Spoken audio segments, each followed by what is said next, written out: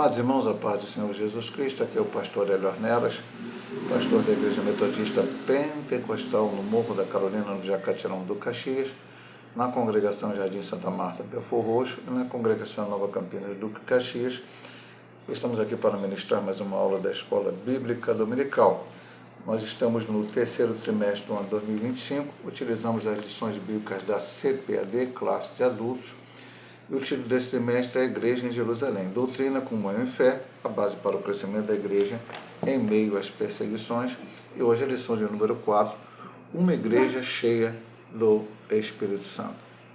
O texto alto nos diz: e tendo orado, moveu-se o lugar em que estavam reunidos, e todos foram cheios do Espírito Santo, e anunciavam com ousadia a palavra de Deus. Atos 4:31. Verdade prática: uma igreja cheia do Espírito Santo suporta aflições, ora com poder e ousa no testemunho cristão. Leitura bíblica em classe se encontra em Atos 4, do 24 ao 31. E ouvindo eles isto, unânimes levantaram a voz a Deus e disseram: Senhor, Tu és o Deus que fizeste o céu e a terra e o mar e tudo que neles há, que disseste pela boca de Davi teu servo, porque bramaram os gentios e os povos pensaram coisas vãs? Levantaram-se os reis da terra, e os príncipes se ajuntaram a uma contra o Senhor e contra o seu ungido. Porque verdadeiramente contra o teu santo filho Jesus, que tu ungiste, se ajuntaram não só Herodes, mas Pôncio Pilatos, com os gentios e os povos de Israel, para fazerem tudo o que a tua mão e o teu conselho tinham anteriormente determinado que se havia de fazer. Agora, pois, ó Senhor, olha para as suas ameaças e concede aos teus servos que falem com toda ousadia a tua palavra. Enquanto estendes a tua mão para curar e para que se façam sinais e prodígios pelo nome de teu santo Filho Jesus. E tendo orado, moveu-se o lugar em que estavam reunidos, e todos foram cheios do Espírito Santo e anunciavam com ousadia a palavra de Deus. Vamos lá. Temos muita coisa para aprender nessa lição, né? Introdução. Nesta lição, veremos como uma igreja cheia do Espírito Santo se comporta. A partir do capítulo 4, dos versículos 24 a 31 do livro de Atos dos Apóstolos, encontramos uma das principais marcas que caracterizam a igreja de Jerusalém, que é a perseverança. Uma igreja perseverante é capacitada para dar testemunho da sua fé, mesmo que em meio ao fogo da provação.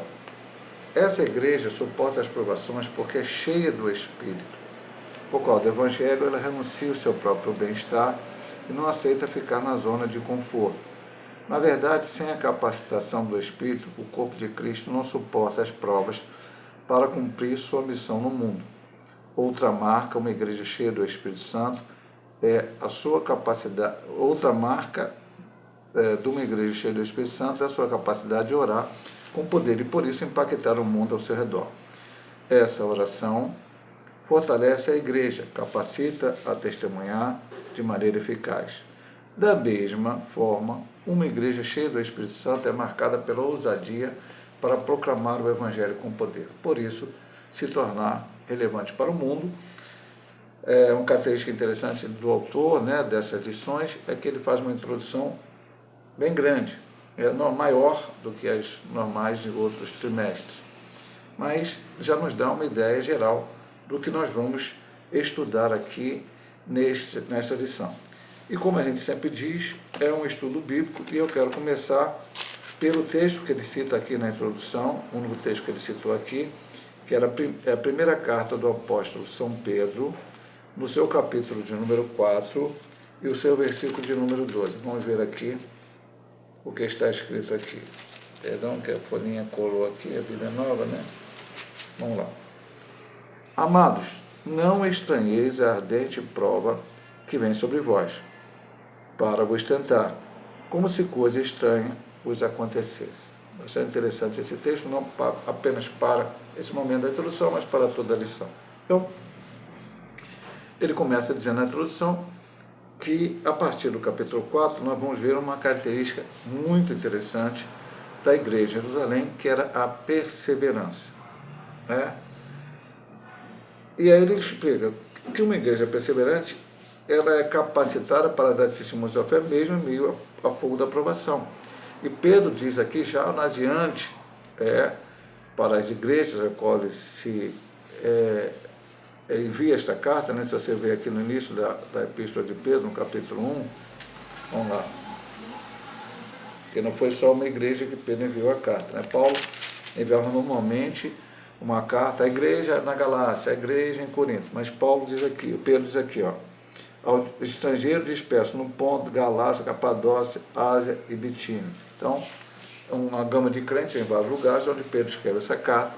Ele diz, vocês vão, se ele está tendo tribulação, não se espante, não é novidade. Mais ou menos assim, quem quer servir a Deus sabe que vai passar. Jesus disse, no mundo tereis aflições. Então, o crente vai ter aflição. E mesmo diante da dificuldade, persevera. Essa é a característica da igreja de Jerusalém e deve ser a característica da igreja em todos os tempos. Por quê? Porque aí ela suporta a prova cheia do Espírito Santo. E ela tem a capacidade, como ele diz, eu gostei muito dessa frase que ele colocou na introdução, que ela pode renunciar ao seu próprio bem-estar e não aceitar ficar na zona de conforto. Há muito tempo, quando surgiu no meio social, político, o que se chama politicamente correto, eu disse para os irmãos em Cristo, na igreja, nós crentes temos que fazer o que é biblicamente correto. Há coisas do politicamente correto que tem até sentido e nós também podemos nos adequar a elas. Mas há coisas do politicamente correto que serão contrárias à palavra. Ontem mesmo eu pregava na igreja, dei um exemplo e falei sobre algumas coisas e digo, a igreja está aí, até a própria lição, que também ministrei ontem lá em Nova Campinas, a lição passada, é que, na verdade, a igreja tem que pregar contra o pecado e a igreja tem que, através da sua pregação bíblica, como estudamos na lição passada, fazer com que as pessoas mudem de atitude, de ação, através da obra do Espírito Santo na vida dela. Então, a igreja não pode se adaptar ao meio e fazer o que o meio quer que ela faça. E aí ficar numa zona de conforto. Não. A igreja vai pregar a verdade. Vem perseguição sobre a igreja? Ok. Eu não posso deixar de falar a verdade. Tudo isso surgiu, essa oração surgiu, diante de uma perseguição. Depois, nós vamos ver aqui no contexto da lição, Pedro e João curaram o paralítico da Poça Formosa, pregaram para aquelas pessoas, 5 mil aceitaram Jesus, e aí eles foram perseguidos pelas autoridades e disseram para eles, como podemos deixar de falar do que temos visto e do que temos ouvido? A igreja quer ser relevante no mundo, ela precisa ser cheia do Espírito Santo e falar com a ousadia da palavra. Depois nós vamos falar mais detidamente lá na frente em cada ponto sobre isso aí. Então, uma igreja perseverante, como ele diz na característica principal da introdução, o que acontece com ela? Ponto 1. Suporta o sofrimento. Após sua pregação junto à Porta Formosa, Pedro e João são levados presos e posteriormente ameaçados por pregarem o nome de Jesus. É isso mesmo, pastor? Vamos aqui, eu vou até na Bíblia, embora esse texto deve estar aqui na introdução, mas eu vou deixar aberto em Atos 4:3. Então, 4:3. E lançaram mão deles, o encerraram na prisão até o dia seguinte, pois já era tarde. E o versículo 17. Mas para que não se divulgue mais entre o povo, ameaçamo-los para que não fale mais desse nome a homem algum, e este nome é o nome de Cristo. Foi dito que não falasse nem ensinasse o nome do Senhor, versículo 18, e ao chamando disseram que absolutamente não falasse nem ensinasse no nome de Jesus. A ordem era clara, mas os apóstolos estavam dispostos a pagarem o preço de não segui-la. Eles suportariam tudo por amor a Jesus. Agiam com perseverança, e isso só foi possível porque Pedro, que falava por si e pelos demais apóstolos, havia sido cheio do Espírito Santo, como diz o próprio versículo 8. aqui do texto, diz aqui, então Pedro, cheio do Espírito Santo, lhes diz, principal do povo e vós, anciões de Israel. O tempo verbal do grego usado no versículo 8, tendo sido cheio, demonstra que o apóstolo, que já havia sido batizado no Espírito Santo no Pentecostes, não vou citar o texto porque é logicamente bastante conhecido, 2:4, foi revestido novamente do poder do alto. Uma igreja continuamente cheia do Espírito Santo suporta as provas e o sofrimento. Aí temos que falar algumas coisas aqui importantes, começando pelo final. Pastor, o batismo com o Espírito Santo é o final? Não, o batismo com o Espírito Santo é o início. E eu quero que você entenda essa minha frase. Nós somos pentecostais e nós cremos no batismo com o Espírito Santo. Então, o batismo com o Espírito Santo é uma experiência independente da salvação. Hoje tem gente que batismo com o Espírito Santo é a salvação. Os discípulos receberam o Espírito Santo. Jesus soprou sobre eles. Receberam o Espírito Santo. Quando Jesus fez isso no mesmo dia da sua ressurreição. Ele apareceu a 10. Não estavam lá Judas, logicamente, que ele tinha traído, e Tomé, que não estava ali naquele momento com os outros discípulos. Jesus soprou para eles receber o Espírito Santo. Mas, mais adiante, quando Jesus, antes de subir aos céus, ele faz uma declaração que está em Lucas 24:49. Ficai em Jerusalém, até que do alto sejais revestido de poder. E Atos 1:8, recebereis a virtude do Espírito Santo e sereis testemunha tanto em Jerusalém, na Judéia, Samaria e até os confins da terra. Então era necessário que eles que já tinham recebido o Espírito Santo, quando Jesus soprou, fossem revestidos do poder. Batismo com o Espírito Santo é uma segunda bênção, como chamamos de pentecostais, a maneira como você queira chamar. E deve ser buscado. Os discípulos oraram, e as mulheres, todos os cerca de 120, durante 10 dias. E aí veio o Espírito Santo sobre eles. Pastor, a partir daí temos que orar 10 dias para que receba o batismo com o Espírito Santo? Não, amado irmão. Aquela foi a primeira experiência, o Espírito foi derramado sobre toda a carne, e agora você busca. Cornélio foi batizado com a sua família no momento em que ele estava ouvindo a pregação e aceitou a Cristo e depois foi batizado na água. Não é a ordem normal, mas aconteceu e pode acontecer outras vezes. Em Samaria, quando Filipe pregou, e depois Pedro e João foram lá, foi perguntado, eles foram batizados com o Espírito Santo? Não. Eu até vou ler o texto para você aqui, quer ver?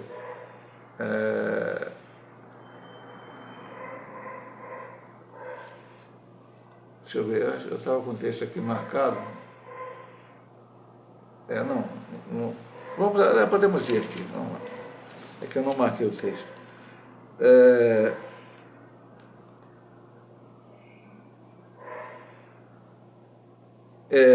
Não chegaram a perguntar, né? O versículo 14. Os apóstolos, pois, que estavam em Jerusalém, ouvindo que Samaria recebera a palavra de Deus, enviaram para lá Pedro e João, os quais, tendo descido, oraram por eles para receber seu Espírito Santo. Então, até o versículo seguinte, porque sobre nenhum deles tinha ainda descido, mas somente eram batizados em nome do Senhor Jesus Cristo. Ali foi necessário e foi feito dessa maneira, e puseram as mãos, e aquelas pessoas foram batizadas com o Espírito Santo. Acontece depois com Paulo também, no momento que ele chega em Éfeso, encontra com os discípulos que não só conheciam o batismo de João, enfim, toda uma certa situação. Não há um modelo. Não há um modelo. Existe um modelo para ser seguido, que é buscar. Mas o tempo, 10 dias, 20 dias, 1 ano, 5 anos, não importa. O problema é buscar o batismo com o Espírito Santo. Recebendo esse batismo com o Espírito Santo, então se inicia, como eu disse, é o início. Aí o Senhor derramando os seus dons espirituais, tudo isso são ferramentas que Deus nos dá para pregar a palavra. Porque esse é o objetivo do batismo com o Espírito Santo. Recebereis a virtude do Espírito Santo para serem testemunhas. E quando você prega Jesus, quando você prega a verdade, quando você prega a palavra, vai acontecer com você a mesma coisa que aconteceu com Cristo. As pessoas, alguns vão aceitar, amém, vão entregar a sua vida a Cristo, mas outros não vão aceitar e alguns vão até perseguir, como Cristo foi perseguido, os apóstolos foram perseguidos. Então também o batismo com o Espírito Santo é algo importantíssimo para o cristão, para que ele possa ser vestido de poder e possa suportar essas perseguições. Por isso ele fala aqui, suporta o sofrimento. Cheio do Espírito Santo, como diz aqui, Uma igreja cheia do Espírito Santo suporta as provas do sofrimento. E como ele diz aqui, Pedro já tinha sido batizado com o Espírito Santo, mas ali o texto fala que ele também foi cheio do Espírito Santo, porque ele também estava naquela reunião, a qual vai ser dito aqui ao final o resultado daquela oração, de tudo que aconteceu com aquela igreja em Jerusalém, no capítulo 4 de Atos dos Apóstolos. A segunda característica da igreja perseverante é que ela não negocia seus valores. Quando a classe sacerdotal intimou os apóstolos e lhe deram ordem expressa para que eles não falassem nem ensinassem no nome de Jesus, a resposta dos apóstolos foi: julgai vós, se é justo diante de Deus, ouvi-vos antes a vós do que a Deus. Versículo 19. Depois ele disse também, podemos deixar de falar das coisas que temos visto e ouvido, né? Em outras palavras, os apóstolos afirmaram que não negociariam a sua fé. Não abririam mão dos valores da fé que haviam recebido, pois eles são inegociáveis.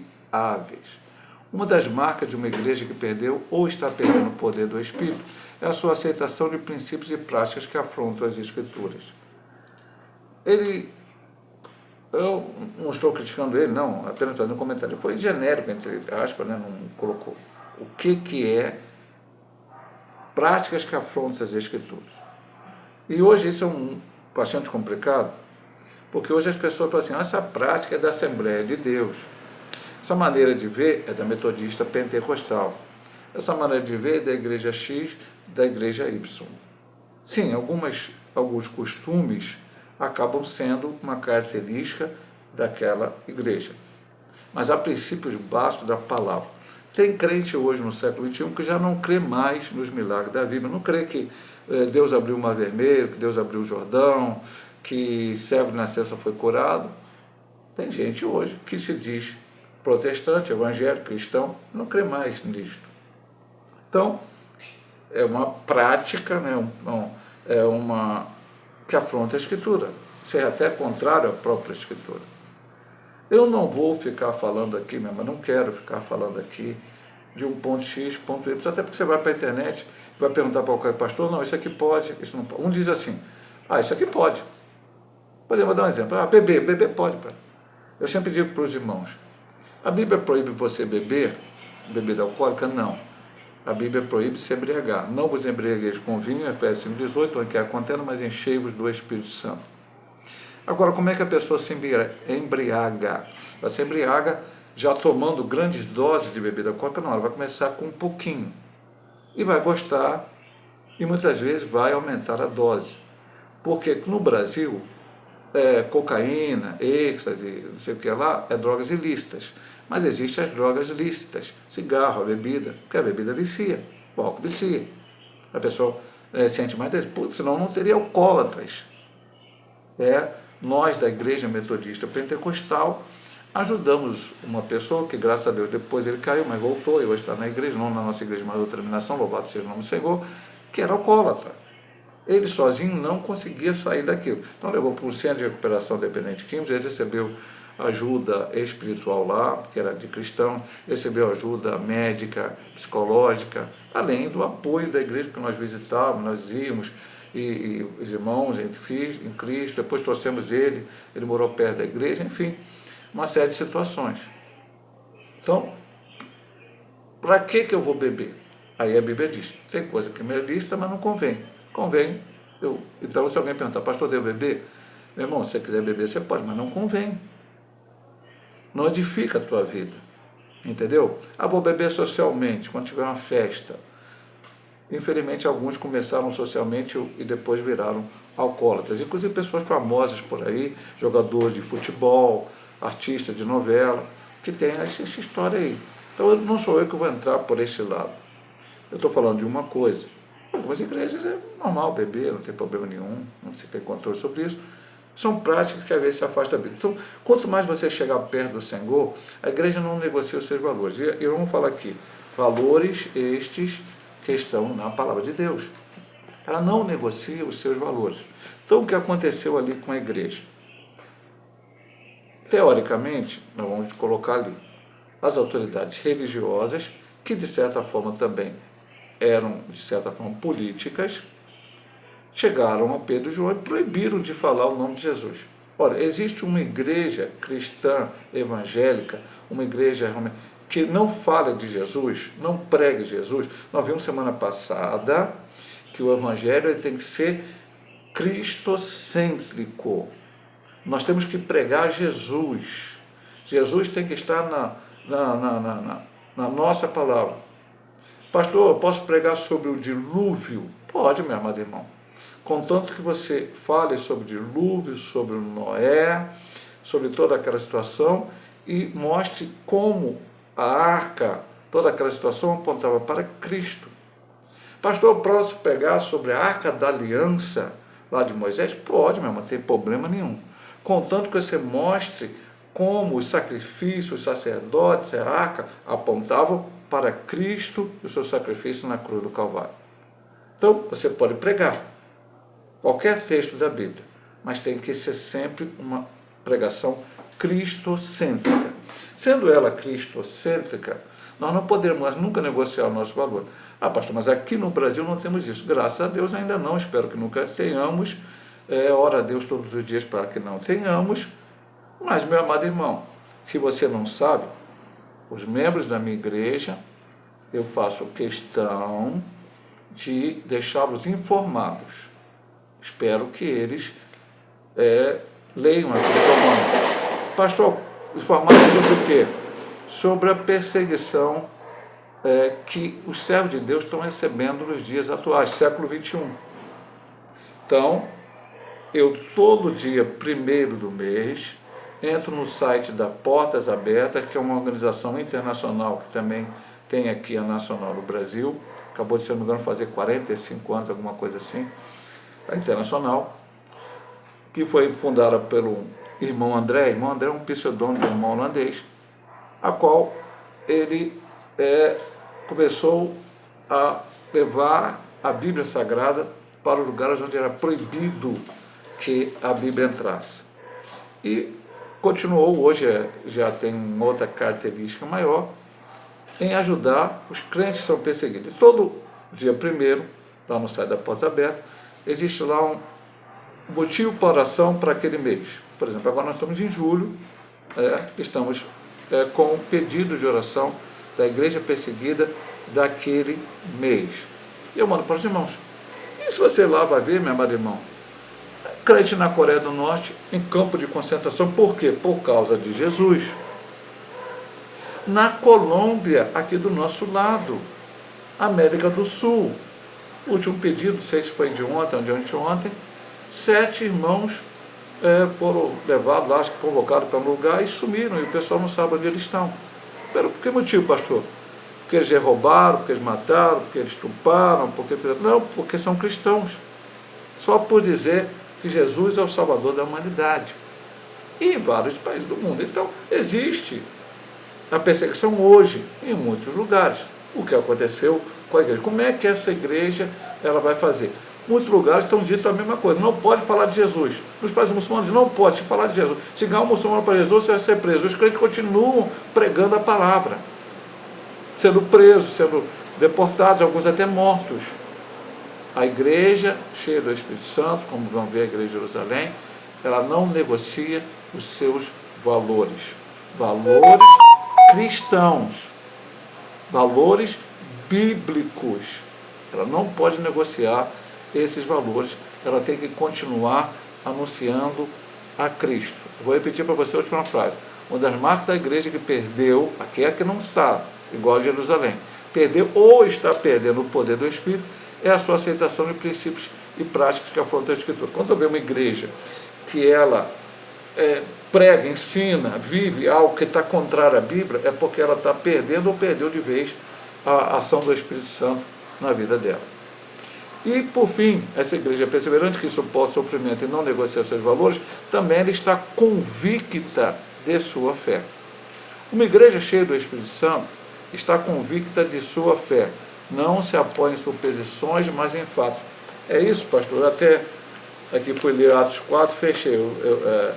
Eu estou sempre utilizando a Bíblia, sempre digo para os irmãos, Esse é um estudo bíblico, a gente tem que ler a palavra. Porque assim, o texto que eu já citei. Porque não podemos deixar de falar do que temos visto e ouvido. Os primeiros cristãos não apenas ouviram sobre Deus, mas também testemunharam suas obras. Quando Filipe pregou em Samaria, os samaritanos se convenceram porque ouviam e viam os sinais que Filipe fazia. É isso mesmo, pastor? Está aqui, 8,6. E as multidões unanimemente prestavam atenção ao que Filipe dizia, porque ouviu e viu os sinais que ele fazia.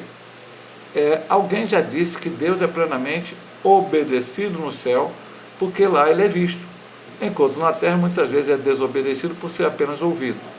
No entanto, a igreja cheia do Espírito Santo não apenas proclama a palavra, mas também manifesta a obra de Deus. E aí ele vai para a carta do apóstolo São Paulo aos Romanos, ele sai de Atos aqui, vai a Romanos, capítulo 15, vamos ler para você também, 18 e 19. Vamos lá. Porque não ousaria dizer coisa alguma que Cristo por mim não tenha feito, para a obediência dos gentios por palavra e por obras, pelo poder dos sinais e prodígios na virtude do Espírito de Deus, de maneira que desde Jerusalém e arredores até o Ilírico tenho pregado o Evangelho de Jesus Cristo. Jesus foi poderoso tanto em palavras quanto em obras, e esse texto também é muito importante falar. Eu já vou te dizer quem disse isso, foi os 2 discípulos no caminho de Emaús. O único problema deles é que eles falaram para isso para o próprio Jesus, porque eles não estavam reconhecendo Jesus naquele momento, mas eles disseram, veja aqui, vamos aqui para o texto, e ele lhe perguntou, quais? Quer dizer, Jesus perguntou as coisas que ele fala, até aconteceu uma coisa em Jerusalém, você não sabe? Aí Jesus perguntou, quais? E eles disseram, as que dizem respeito a Jesus, o Nazareno que foi um profeta, aí chamaram somente de vez que chamaram de profeta naquele momento, poderoso em obra e palavra diante de Deus e de todo o povo. Bom, a igreja está convicta de sua fé. Paulo diz, eu sei em quem tenho crido e sei que ele é poderoso para guardar o meu depósito, algumas bíblias falam tesouro, até o dia final. Que é até um hino do cantor cristão, no Evangelho. Eu sei quem tenho crido, é poderoso. Tal. Então, convicção de fé. Agora, meu amado irmão, eu vou voltar a dizer para você. É isso que você crê. Não podemos nos afastar da Bíblia. Não podemos nos afastar da Bíblia. Hoje as pessoas estão crendo em coisas que não estão escritas na Bíblia, ou estão desmentindo a Bíblia. Tem gente que já não está acreditando mais nos Evangelhos. Tem gente até não acreditando que Jesus morreu mais na cruz do Calvário. Então, cuidado, meu amado irmão. É a Bíblia. Então, não podemos negociar nossa fé. Veja que ele diz aqui. A igreja, aquela igreja, porque era um exemplo, ela viu Jesus fazer coisas. Aqueles homens pregavam. Não que eu hoje não possa pregar, porque pela fé eu acredito na Bíblia, a Bíblia está conosco aqui, ok? Mas quando Pedro fala, quando diz aqui, quando os 2 discípulos do caminho de Emaús dizem que ele era um profeta poderoso, fazia sinais, porque eles viram. Alguém não contou para eles, olha, Jesus é bom, ou até um homem que morou lá na Judéia, em Jerusalém, lá na Israel, e ele fez milagres, era um grande profeta, fez sinais, maravilhas, e aí você acredita naquilo e também prega. Eles viram Jesus fazer. E ele até faz um trocadilho aqui, que alguém já disse, que Jesus Deus é obedecido no céu, porque lá ele é visto e ouvido.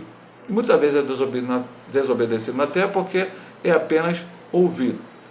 Mas eu quero dizer uma coisa, uma igreja que tem a característica da igreja de Jerusalém, que persevera, que suporta o sofrimento, que não negocia seus valores, que é uma igreja bíblica, uma igreja que nós vimos na segunda lição, ela permanece na doutrina dos apóstolos, na comunhão, no partir do pão e na oração, ela ainda vê hoje o Senhor fazer os seus sinais e maravilhas.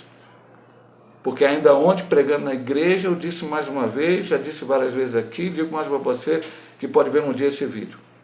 Se eu, pastor Hélio Ornelas, dentro das igrejas a qual eu pastorei, a igreja e as duas congregações, entrar uma pessoa verdadeiramente, eu não vou comentar se verdadeiramente, você que entenda, cego, ou coxo, ou qualquer outra doença, com câncer, e eu orar, e essa pessoa ficar curada, quem curou não fui eu. Quem curou foi o Senhor Jesus. A glória é dele, o louvor é dele, é tudo dele. Só que hoje as pessoas se apropriam daquilo que Deus os permite fazer para ele, para a glória dele. Então, esta é a problemática. Então, prego hoje e prego para você que Jesus cura. Você viu Jesus curar, pastor? Eu não vi, mas a Bíblia diz, eu creio nela. Eu digo para você que os demônios podem sair da vida das pessoas. Você ouviu Jesus expulsar algum demônio? Não vi, mas a Bíblia diz que ele expulsou. E os apóstolos também. Eu só creio que Jesus pode ressuscitar um morto hoje? Creio. Você viu Jesus ressuscitar morto? Não. Nem os apóstolos, porque Paulo também ressuscitou Eutico e Pedro a Tabita, ou Dorcas. Não vi, mas creio porque a Bíblia diz isso. Então, eu não posso ter uma fé vacilante. Eu tenho que ter convicção. Eu não estava no dia de Pentecostes, não ouvi o som de um vento veemente, nem língua como de fogo sobre aquelas 120 pessoas, mas eu creio que o Senhor Jesus, ainda hoje, no século XXI, batiza com o Espírito Santo. Não vi nenhuma manifestação de dom na vida de Pedro, de João, de Paulo, dons espirituais, mas creio que o Senhor ainda distribui seus dons para a sua igreja, para que a igreja faça a sua fé. Então, você tem que ter uma convicção daquilo que o Senhor pode fazer. E esta tem que ser a pregação do Evangelho. Uma pregação viva, eficaz, uma igreja que persevera. Vamos para o ponto 2, realmente é uma lição tão maravilhosa, a gente tem que correr um pouco, né? Nosso horário não dá. Uma igreja que ora com poder, que aí nós vamos entrar basicamente no texto da lição, naquilo que aconteceu. Então, orando com propósito. Observamos na oração do capítulo 4, 24 a 30 de Atos dos Apóstolos, que os crentes oram para que Deus seja glorificado por meio de um evangelismo de poder. Eles oraram com propósito e por isso foram específicos. Não foi, portanto, uma oração vaga. Nela eles oraram para que Deus exercesse a sua soberania e agisse por meio deles, dando-lhes poder para testemunhar do Senhor Jesus. Nesse sentido, o propósito da oração foi para que Deus fosse glorificado na resposta. Bom, eu digo para os irmãos aqui que eu, volta e meia, uso esse texto e explano ele na igreja nos dias de oração. Pelo menos uma vez no ano, praticamente, eu, num culto de oração, seja na sede ou nas congregações, leio esse texto e explano sobre ele, por causa da oração. Tem que ter muita coisa aqui importante para a gente ver. Orando com propósito. Então, eu volto aqui na Bíblia, no texto bíblico em classe, ouvindo eles isto, unânime levantaram a voz a Deus, daqui a pouco ele vai falar sobre o nome, e disseram, Senhor, Tu és o Deus que fizeste o céu e a terra. Eu vou falar algumas coisas aqui que vai servir para o ponto inteiro. Primeira coisa, que é uma característica não desta oração, mas da oração na Bíblia Sagrada. Oração de Neemias, oração de Daniel e tantas outras orações que a Bíblia registram que homens de Deus e até mulheres de Deus fizeram. Então, Senhor, Tu és o Deus que fizeste o céu e a terra. Eu aprendi isso muito, eu sempre falo com o Manuel de Souza, porque, prefeito Manuel de Souza, ele é nome de oração, e a gente tinha uma consagração, a igreja metodista pentecostal, na sede, depois ele foi para Parque Moísa, tinha uma consagração sábado de manhã, que eram 2 horas de consagração, sendo que, no mínimo 45 minutos de oração, se não mais. Tinha a palavra, tinha o testemunho, tinha louvores, mas a oração era fundamental. E ele orava, e me ensinou isto, que sempre quando orasse, glorificasse, exaltasse, até a oração do Pai Nosso assim, Pai Nosso que estás no céu. Hoje as pessoas começam, Senhor, abençoa, faz, eu quero. E não glorificam e exaltam. É que eles começaram. Segunda coisa que eles fizeram, isso é para o ponto todo, que vai no ponto 3 aqui, divisão 3, subdivisão 3 do ponto 2 vai falar sobre isso, citaram o Salmo capítulo 2. Então você pode citar a Bíblia, não para citar a Bíblia e botar Deus contra a parede. Senhor, está escrito lá em tal, o senhor tem que fazer hoje. Não. Mas você pode citar a Bíblia. Daniel citou Jeremias. Senhor, completou 70 anos. O Senhor tinha falado em 70 anos. E Daniel fez as contas e viu 70 anos. Então, está na hora do povo voltar para a terra prometida, para voltar, sair do cativeiro. Aí, eles pegaram, interpretaram o Salmo 2, que está no versículo 25 e 26, falando que isso que estava escrito lá, contra o ser ungido, contra o Senhor, contra o ser ungido, era o que fizeram com Cristo, matando ele na cruz do Calvário. Ele cita Herodes, Pôncio Pilatos, Gentio, Paulo de Jael, toda aquela liderança que participou do julgamento de Cristo. Agora, no versículo 28, ele diz, para fazerem tudo que a tua mão e o teu conselho tinham também determinado. Eles sabiam que quem matou Jesus não foi Pilatos, Herodes, Caifás, Anás, qualquer outra daquelas pessoas, mas Cristo veio morrer. Jesus tinha dito a eles em João capítulo 10, eu dou a minha vida, ninguém a toma de mim. Então, não foi essas pessoas que mataram Jesus, ele que se ofereceu para morrer na cruz do Calvário, e estava de antemão já, Jesus é o Cordeiro de Deus que foi morto antes da fundação do mundo. Aí vem a oração, eu estou comentando quase o ponto inteiro, mas a gente vai ler, falar. Qual seria o natural de nós hoje? Infelizmente, da igreja do século XXI, muitas igrejas protestar, mandaram a gente calar, vamos lá para o Ministério Público, entrar com uma ação para pedir que não, a igreja tem, vamos fazer uma petição para a Câmara de Deputados, senadores, para não proibir a igreja de pregar a palavra, vamos fazer uma greve, não sei. A igreja primitiva foi orar. Eles oraram o quê? Para que prendesse, para que tirasse, que matassem, que empichasse, sei lá o quê, qualquer pessoa, não. Eles oraram o seguinte, olha para as suas ameaças, está vendo a ameaça dele? Eles estão ameaçando. E vão continuar ameaçando. Mas concede que os teus servos falem com toda ousadia a sua palavra. Meu irmão, Pedro já tinha falado com ousadia, como podemos deixar de falar o que temos visto e ouvido? Vale mais obedecer a Deus do que aos homens. Precisamos obedecer a Deus e não aos homens. Mais ousadia, pediram, eu quero mais ousadia. Mais ousadia para pregar a palavra. A gente quer pregar a palavra, não importa o que aconteça.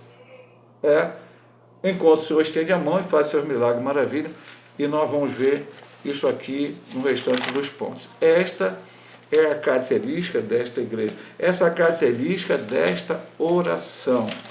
Então, como ele diz aqui nesse ponto, com um propósito. Qual o propósito? Ousadia para pregar a palavra. Qual o propósito? Que o nome do Senhor fosse glorificado. Não é, Senhor, olha, que a gente saia lá na rede social como igreja perseguida. Não. Essas coisas podem até acontecer, meu amado irmão, não estou dizendo que é ilícito tomar alguma atitude dentro de um país democrático para que certas atitudes antidemocráticas não aconteçam. Mas a chave da igreja é a oração, é crer e deixar Deus agir. É Ele que age.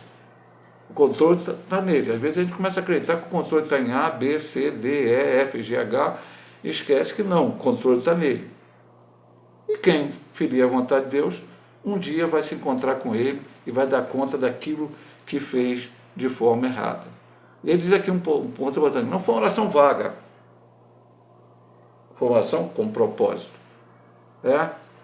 Olha, ameaça, mas nos deu ousadia para pregar, estende a tua mão, opera o milagre, para que o nome do Senhor seja glorificado, exaltado.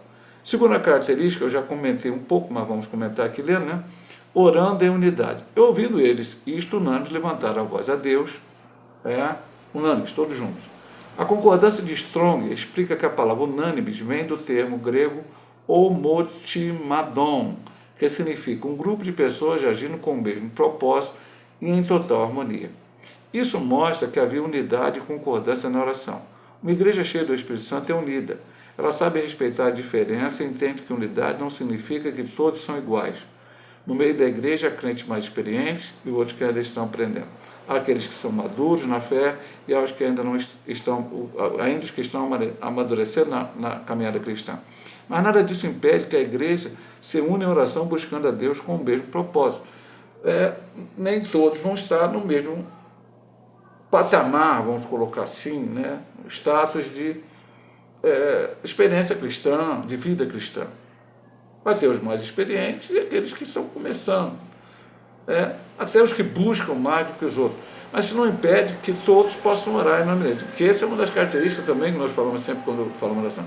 A Bíblia diz no primeiro versículo que eles unanimemente, todos com o mesmo propósito. Oraram com um propósito unânime. Porque, meu amado irmão, também é importante. Eu puxo para um lado, quero de uma maneira, peço a Deus de uma maneira, e o outro puxa para o outro lado, e quer de outra maneira, como é que Deus vai agir?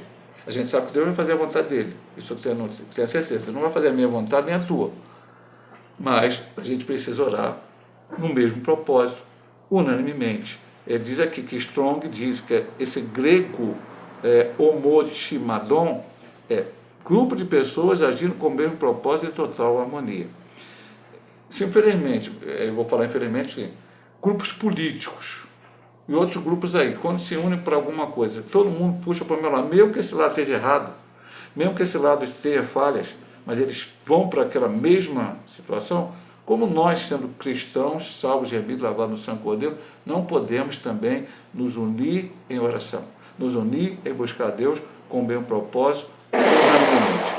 E vamos para o último ponto aqui, dessa parte aqui, que é orando fundamentados,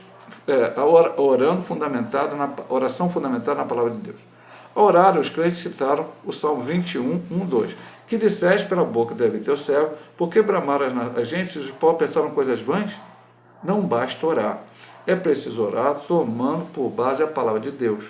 Orar fundamentado na palavra é orar crendo e afirmando as suas verdades. Uma oração feita fora da palavra de Deus não terá nenhuma garantia de ser respondida, porque ele vela pela sua palavra para cumprir. Jeremias 1, versículo 12. Não há dúvida de que a falta de fundamentação bíblica pode estar por trás do fracasso na vida de oração. Então, orando fundamentado na palavra de Deus. Orando fundamentado na palavra de Deus. Os crentes citaram o Salmo 21, versículo 1 e 2. Diz aqui, por que bramaram a gente e os povos pensaram coisas vãs? Ele diz, não basta orar. Não basta apenas orar. Eu quero dizer uma coisa para o irmão importante, que a gente sempre fala oração na igreja. Oração é monólogo. Eu falando, não.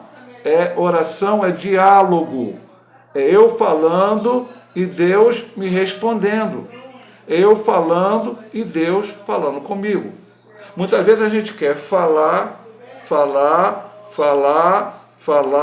e não dá condição de Deus responder.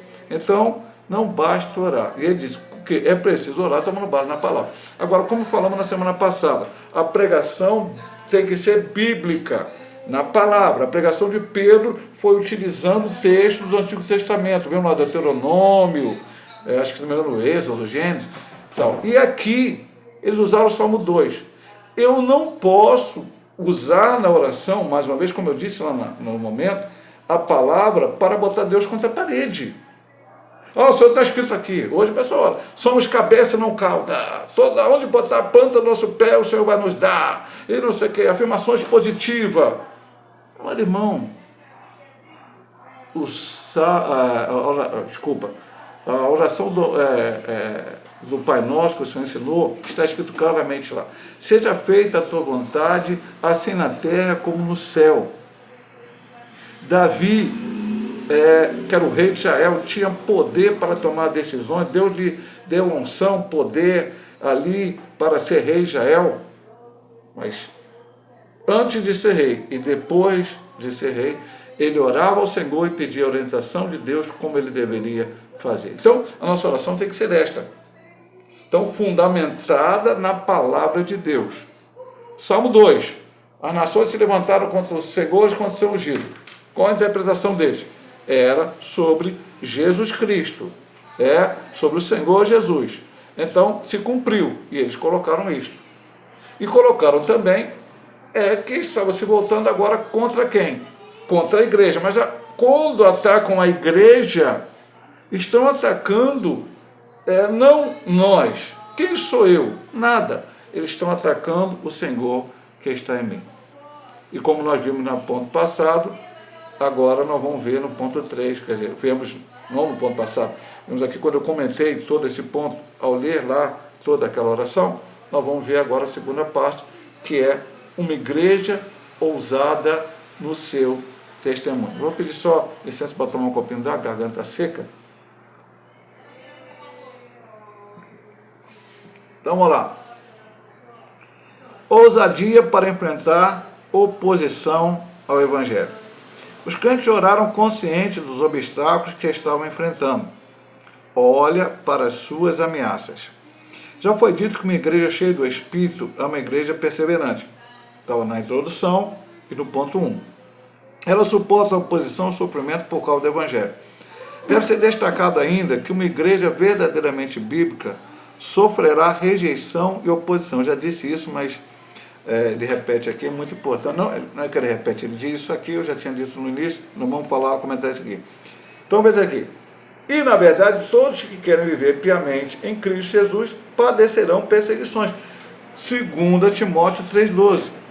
Uma igreja que procura se ajustar à agenda do Estado perdeu sua autoridade espiritual e sua legitimidade bíblica. É isso, meu amado irmão. Presta atenção. Ousadia para inventar oposição ao Evangelho. De onde vai aparecer a oposição? Quem está por trás de toda a oposição é o diabo. Mas o diabo vai usar pessoas. O diabo vai usar instituições. Então, isso vai acontecer. Usou o imperador romano, usou autoridades eclesiásticas judaicas para perseguir a Cristo, para perseguir a igreja, os apóstolos. Pode usar qualquer um. Hoje, em alguns países, como nós dissemos lá no início, sobre a questão das portas abertas, líderes religiosos. Na Coreia é um líder secular, porque na Coreia o regime é comunista, socialista. Então, a perseguição vem por ateísmo. Na China, em Cuba. Mas nos países muçulmanos é porque os muçulmanos têm uma outra religião, creem de uma outra maneira e simplesmente negam a fé evangélica, não creem em Jesus Cristo como Salvador e perseguem aqueles que pregam a sua palavra. O que a igreja tem que fazer? Ele fala assim, olha para as suas ameaças. Mas eles sabiam que eles tinham que passar perseguições. Paulo diz aqui, olha esse versículo aqui de Timóteo 3,12. Pô, pastor, só fica tão alegre com isso. Não, mas ficou alegre, não. Daqui a pouco eu vou explicar. Na verdade, todos que querem viver piamente em Cristo Jesus padeirão perseguições. Lê o capítulo, deixa eu ver aqui, eu acho que é 11. Não vou ler por causa do tempo, mas vou dar uma sugestão bíblica para você ler na sua casa, depois com calma. Leia 2 Coríntios, capítulo 11. Principalmente, vamos colocar do 16 em diante, até o 33. Ele começa a falar de alguns problemas que ele passou, a partir do 23. Mas pode ler do 16 em diante, que você vai ver o que aconteceu com Paulo. Bom, pastor, estou alegre porque a igreja recebe perseguição. Não sou alegre porque entendo que quando a igreja está sendo perseguida, não sou eu que estou sendo perseguido, é Cristo. Estão perseguidos porque eu sou servo de Deus. Porque se eu estivesse agradando, se eu estivesse fazendo acordo com o Estado, se eu estivesse me aliando ao Estado, eu estaria perdido espiritualmente falando. Vou contar só uma história que tinha num livro, não sei se era um livro de missões, Houve uma época que havia uma guerra fria, comunismo contra capitalismo, União Soviética, Estados Unidos. E na Rússia a igreja era perseguida, na União Soviética, melhor dizendo, né? A antiga União Soviética. E certa vez a igreja ela se reunia no subterrâneo, perseguida. E um dia entrou um general lá, um pessoal do exército da igreja, descobriu onde eles estavam, e falou com eles assim, ó, quem é verdadeiramente cristão fica desse lado. E quem só está aqui visitando, enfim, de alguma maneira, pode ficar do outro lado. Muitos com medo ficaram do lado que não eram cristãos. Só que aquele homem, embora fosse do exército soviético, era um cristão. Então, quando ele terminou, que os verdadeiros cristãos ficaram ali, mesmo podendo ser presos. Eu tenho alguns livros que eu te indico para ler, não sei se tem filme eu não sei se tem, mas livro eu sei que tem. Torturado por Amor a Cristo, Cristo em Cadeia Comunistas, tem um que é romance, não é verdadeiro, assim, é um romance apenas Ivan. São livros que falam da história daquela época. Muita perseguição. Ele falou, vocês estão preparados, vocês são cristãos verdadeiros para preso aqueles que ficaram ali. Vocês, ó, vai orar, vai buscar Deus, porque... Então, eu fico alegre se for perseguido. Se eu for perseguido porque eu roubei, matei, adulterei, aí, meu amado irmão, sofrer punição é porque eu estou errado. Mas por causa que eu estou pregando a palavra, e aqueles irmãos, eles pediram apenas, eles queriam ousadia. Eles não queriam que a perseguição terminasse. Eles queriam que, ainda que ela continuasse, eles tivessem ousadia para pregar. Ousadia no exercício dos dons espirituais. O evangelista nos informa que, tendo eles orado, todos foram cheios do Espírito Santo. No ensino de Lucas, como em Paulo, conforme 1 Coríntios 14, 12 e Efésios 5, 18, que é, não vos embriagueis com vinho, mas enchei do Espírito, o enchimento do Espírito está diretamente relacionado à prática dos dons espirituais na igreja cristã. Não se trata, portanto, apenas do uso de uma frase de efeito. No livro de Atos dos Apóstolos, é o Espírito Santo quem dá o crescimento da igreja e opera milagres extraordinários, não somente por meio dos apóstolos, mas também pelos demais cristãos. É a ação do Espírito de Deus entre eles que realiza essa obra. Aí citado 6, 3, 5, que fala dos diáconos, Atos 8, 5, 7, Filipe e Samaria, também era diácono, Atos 3, 9.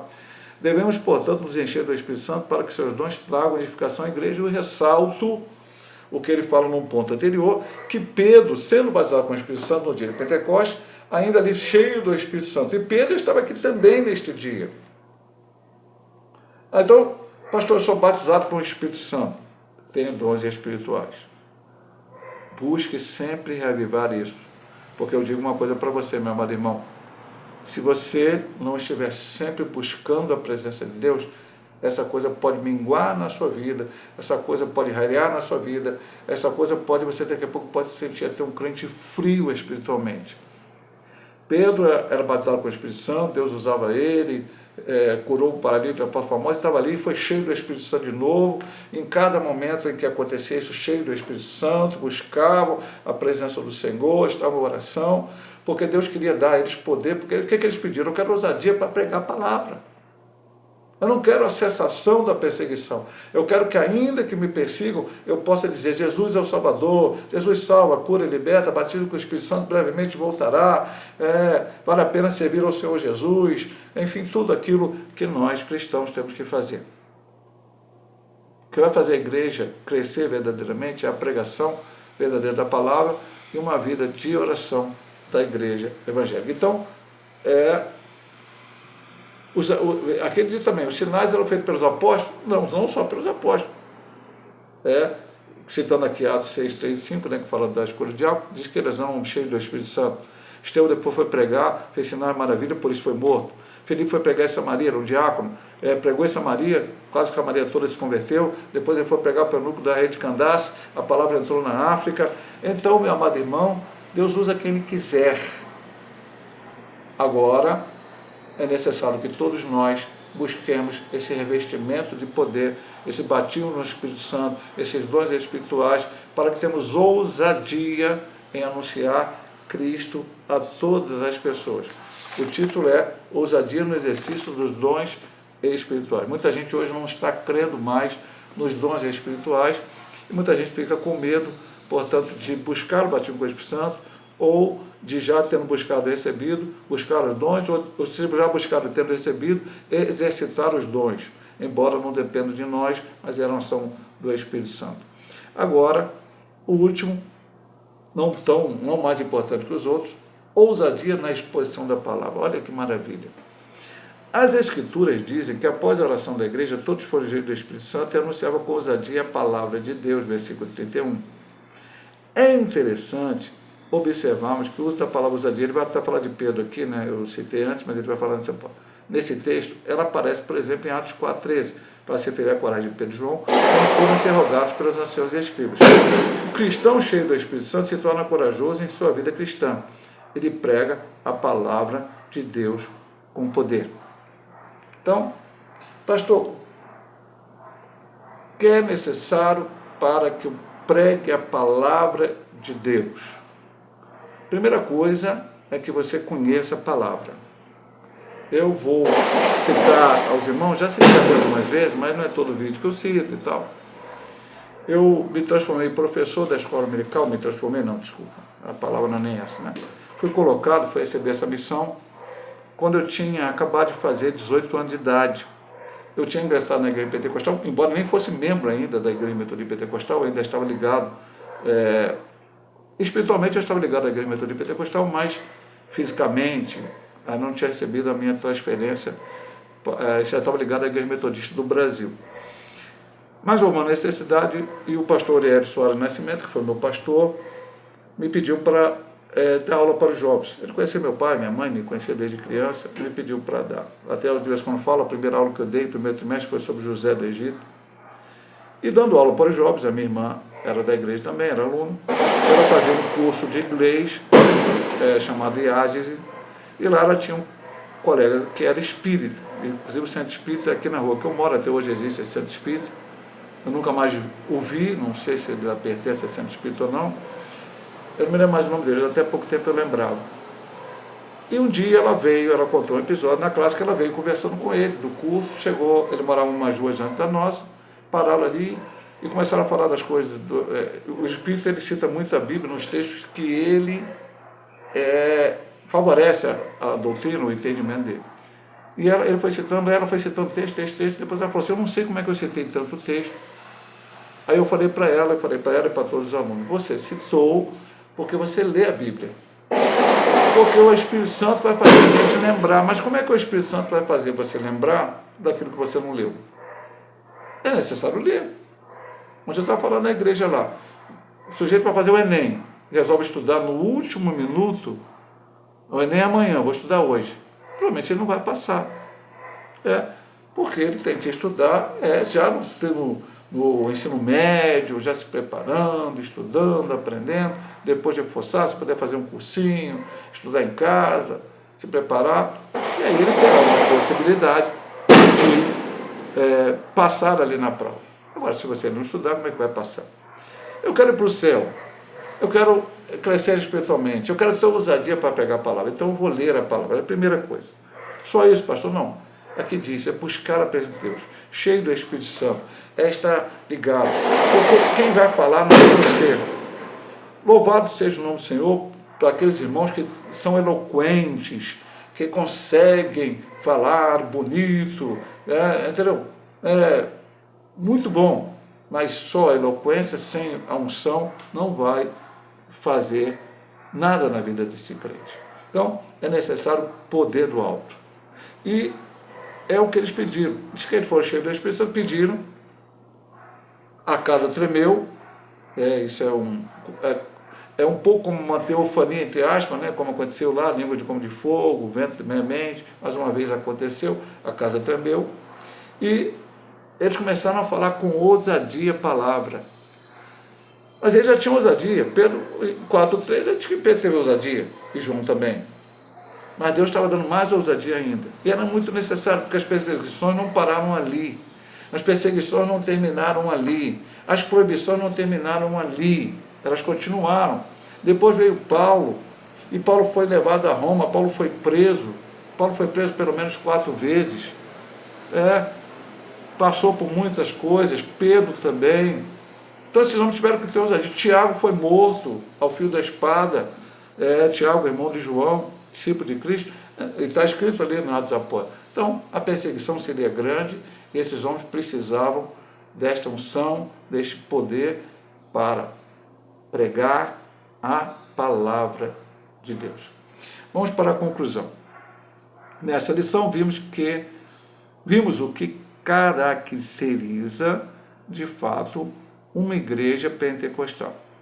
Suas características se tornam visíveis e estão diretamente associadas à plenitude do Espírito Santo.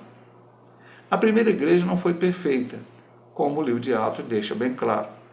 Contudo, suas limitações eram superadas por um viver diário sob a capacitação do Espírito Santo. Se queremos de fato ser uma igreja relevante, devemos nos deixar encher do Espírito Santo. Muito interessante essa afirmação dele. Você vai ler Atos dos Apóstolos. Aliás, eu vou dizer até uma frase de... Alguém disse, eu li em algum livro, já li algumas vezes. Se você achar uma igreja perfeita, não entre nela, porque você certamente vai estragar. O que estraga é o homem, mas não porque você é o que era ruim. Todos nós somos ruins, você não vai achar. Somos imperfeitos, falhos, por mais que buscamos a presença de Deus. A igreja ali, ela nasceu no Pentecostes com a lição 1, uma igreja que permanecia na doutrina dos apóstolos, uma igreja que parecia na comunhão, no partir do pão, e nós vamos ver no Atos dos Apóstolos que teve as suas dificuldades. Nós vamos ver lá na Ananias e Safira, vai ter uma lição sobre isso. A última lição vai falar sobre o concílio judaizantes, que queriam impor coisas judaicas à igreja. Todos eles eram esses crentes, cheios do Espírito Santo, buscando a presença do Senhor, mas ainda houve problema. Então, ele diz aqui no final, quer ser uma igreja que possa ser relevante. Aqui não está dizendo uma igreja que seja 1 milhão de membros. Não está dizendo nesse sentido, porque o relevante para hoje no Brasil quem é o pastor relevante? Aquele que tem milhões de seguidores no Instagram. Não é isto. Ele está falando, é uma igreja que tem que se deixar encher pelo Espírito Santo. Então, essa é a marca. Veja que, qual o título da lição, pastor? Uma igreja cheia do Espírito Santo. Aconteceu no Pentecostes, aconteceu em Atos 4, você vai ver mais outras situações na descrição do próprio livro de Atos Apóstolos, que alguém já disse que deveria ser, talvez, chamado de Atos do Espírito Santo. Deus possa abençoar nossos amados irmãos, e se Deus assim nos permitir, semana que vem estaremos ministrando mais uma aula, uma igreja cheia de amor. Deus seja louvado, Deus seja glorificado, e a bênção de Deus seja sobre cada um de nossos irmãos. Amém.